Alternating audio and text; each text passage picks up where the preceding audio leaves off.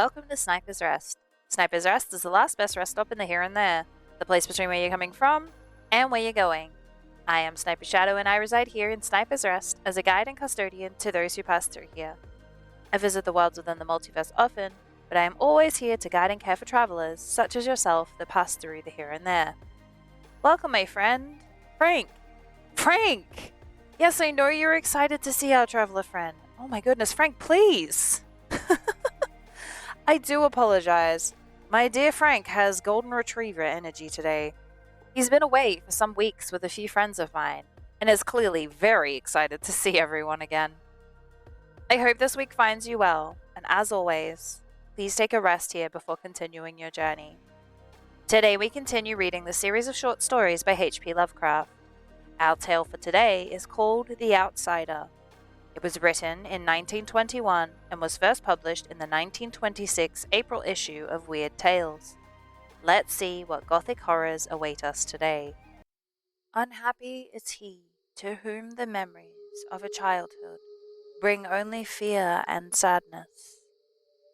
Wretched is he who looks back upon lone hours in a vast and dismal chambers with brown hangings and maddening rows of antique books, or upon awed watches in twilight groves of grotesque, gigantic, and vine-encumbered trees that silently wave twisted branches far aloft. Such a lot the gods gave to me the dazed, the disappointed, the barren, the broken.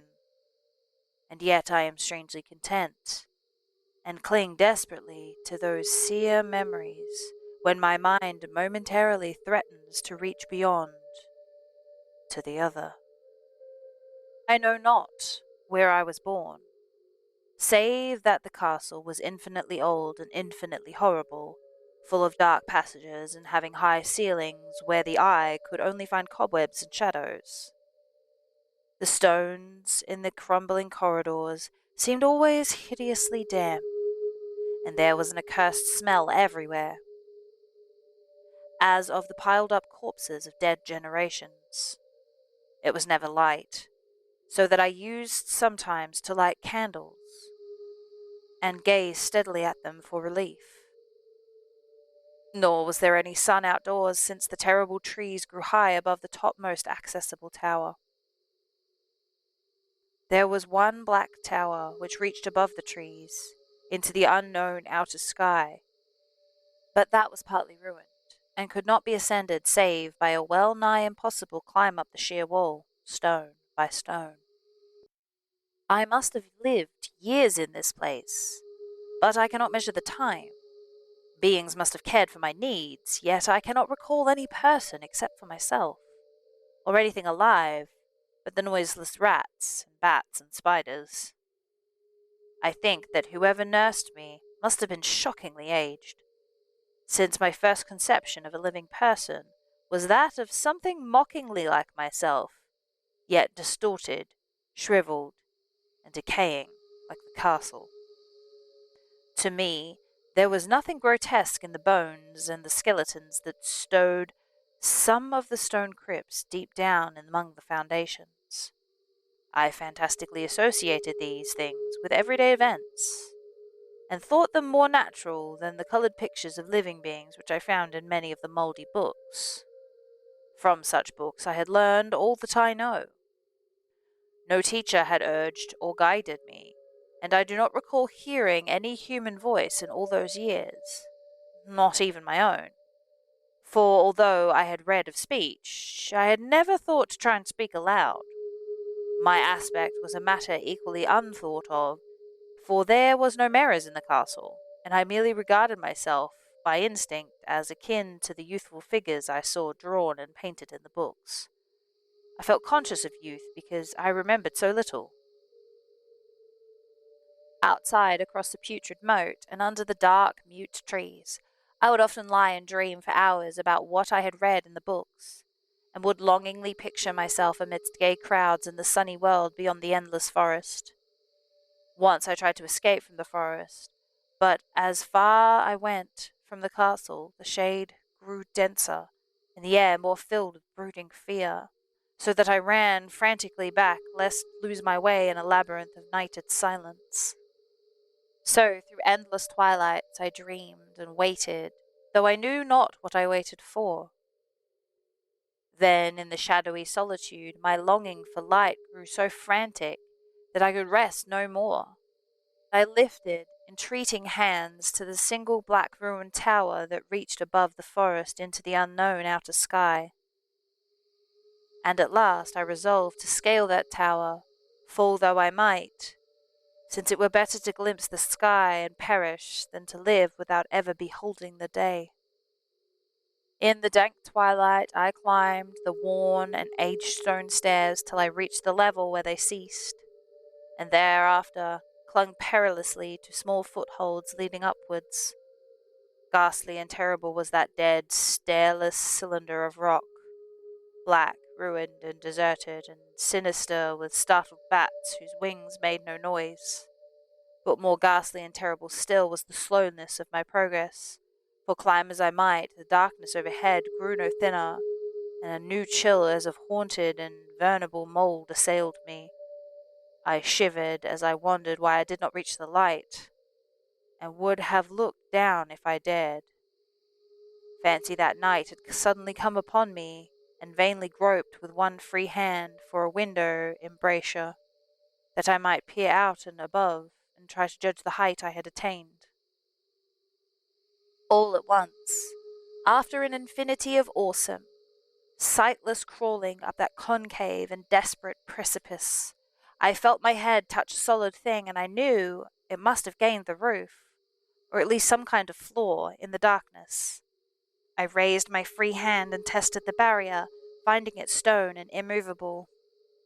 Then came a deadly circuit of the tower, clinging to whatever holds the slimy wall could give, till finally my testing hand found the barrier yielding, and I turned upwards again, pushing the slab or door with my head as I used both my hands in my fearful ascent.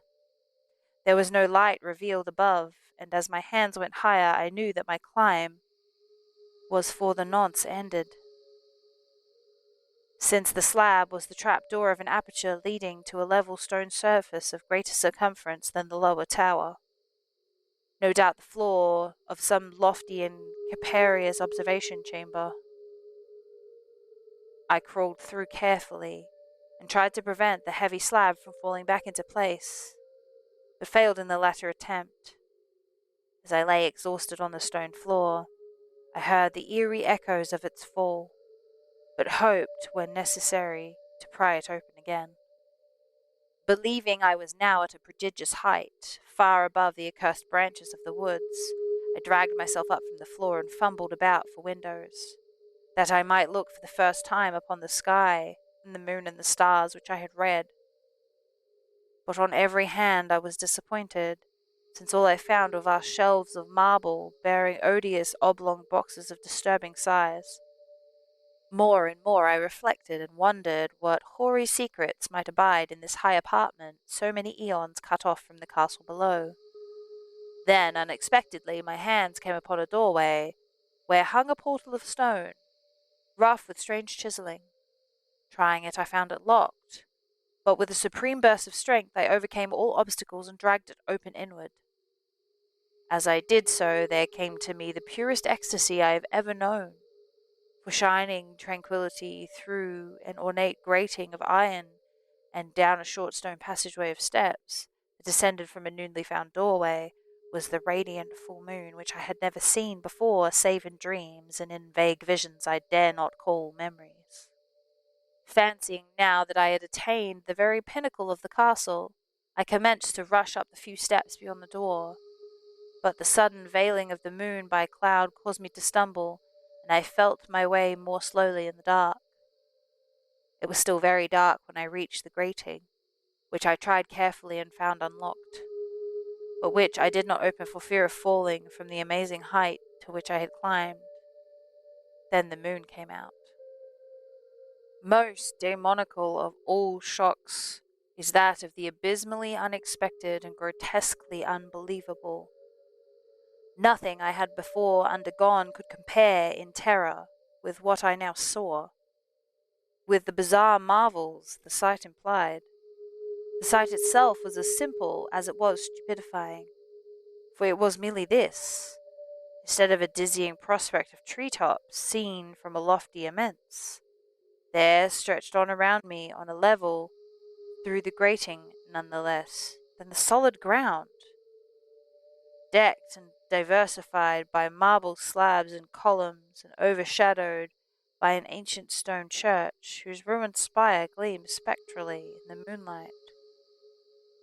Half unconscious, I opened the grating and staggered out upon the white gravel path that stretched away in two directions. My mind, stunned and chaotic as it was, still held frantic craving for light, and not even the fantastic wonder which had happened could stay my course. I neither knew nor cared whether my experience was insanity, dreaming, or magic, but I was determined to gaze upon the brilliance and gaiety at any cost. I knew not who I was, or what my surroundings might be, though as I continued to stumble along, I became conscious of a kind of fearsome latent memory that made my progress not wholly fortuitous. I passed under an arch out of that region of slabs and columns, and wandered through the open country, sometimes following the visible road, and sometimes leaving it curiously to tread across meadows where only occasional ruins bespoke the ancient presence of a forgotten road. I once swam across a swift river where crumbling, mossy masonry told of a bridge long vanished. Over 2 hours must have passed before I reached what seemed to be my goal, a venerable ivied castle in a thickly wooded park, maddeningly familiar, yet full of perplexing strangeness to me. I saw that the moat was filled in, and that some of the well-known towers were demolished, whilst new wings existed to confuse the beholder. But what I observed with chief interest and delight were the open windows, gorgeously ablaze with light, and sending forth a sound of the gayest revelry. Advancing to one of these, I looked in, and saw an oddly dressed company indeed, making merry and speaking brightly to one another. I had never seemingly heard human speech before, and could only guess vaguely what was said. Some of the faces seemed to hold expressions that brought up incredibly remote recollections. Others were utterly alien. Now I stepped through the low window into the brilliantly lighted room, stepping as I did so from my single bright moment of hope to my blackest convulsion of despair and realization. The nightmare was quick to come, for as I entered, there occurred immediately one of the most terrifying demonstrations I had ever conceived. Scarcely had I crossed the sill when there descended upon the whole company a sudden and unheralded fear of hideous intensity, distorting every face and evoking the most horrible screams from nearly every throat. Flight was universal, and in the clamour, the panic, several fell in a swoon and were dragged away by their madly fleeing companions. Many covered their eyes with their hands and plunged blindly and awkwardly in their race to escape, overturning furniture and stumbling against walls before they managed to reach one of the many doors. The cries were shocking, and as I stood in the brilliant apartment alone and dazed, listening to their vanishing echoes, I trembled at the thought of what might be lurking near me unseen. At a casual inspection, the room seemed deserted, but when I moved towards one of the alcoves, I thought I detected a presence there, a hint of motion beyond the golden arched doorway, leading to another somewhat similar room. As I approached the arch, I began to perceive the presence more clearly, and then, with the first and last sound I ever uttered, a ghastly exhalation that revolted me almost as poignantly as its noxious cause, I beheld in full, frightful vividness the inconceivable, indescribable, and unmentionable monstrosity which had by its simple appearance changed my merry company to a herald of delirious fugitives. I cannot even hint what it was like, for it was a compound of all that is unclean, uncanny, unwelcome, abnormal, and detestable. It was a ghoulish shade of decay, antiquity and desolation, the putrid, dripping eidolon of unwholesome revelation, the awful barring of that which the merciful earth should always hide. God knows it was not of this world, or no longer of this world. Yet, to my horror, I saw its eaten away and bone-revealing outlines, a leering, abhorrent travesty on the human shape, and in its mouldy, disintegrating apparel, an unspeakable quality that chilled me even more. I was almost paralyzed, but not too much so to make a feeble effort towards flight, a backward stumble which failed to break the spell in which the nameless, voiceless monster held me. My eyes, bewitched by the glassy orbs which stared loathsomely into them, refused to close, though they were mercifully blurred and shrewd by the terrible object but indistinctly after the first shock.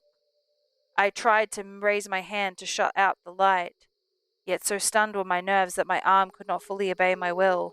The attempt, however, was enough to disturb my balance, so that I had to stagger forwards in several steps to avoid falling. As I did so, I became suddenly, agonizingly aware of the nearness of the carrion thing, whose hideous, hollow breathing I half fancied I could hear. Nearly mad, I found myself yet able to throw out a hand to ward off the thwarted apparition, which pressed so close, when in one cataclysmic second of cosmic nightmarishness and hellish accident, my fingers touched the rotting outstretched paw of the monster beneath the golden arch. I did not shriek,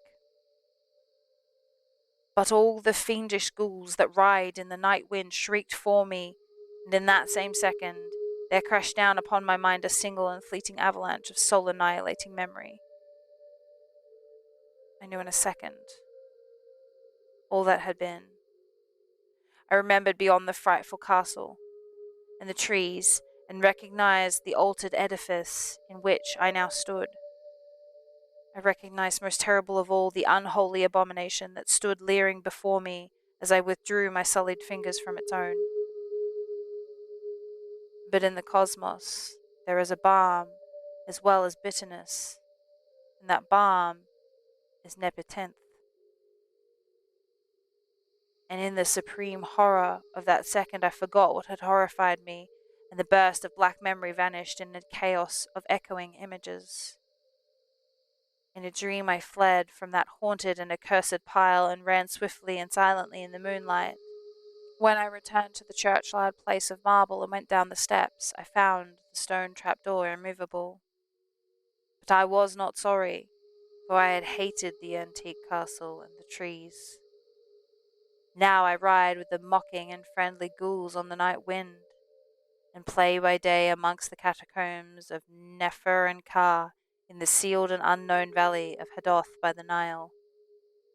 I know that light is not for me, save that of the moon over the rock tombs of Neb, nor any gaiety save the unnamed feasts of Nicaros beneath the Great Pyramid.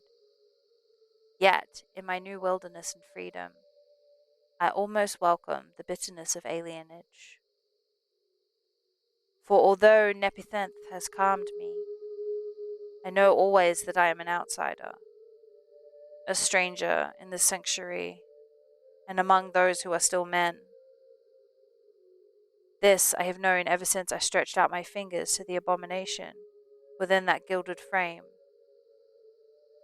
stretched out my fingers and touched a cold, unyielding surface of polished glass.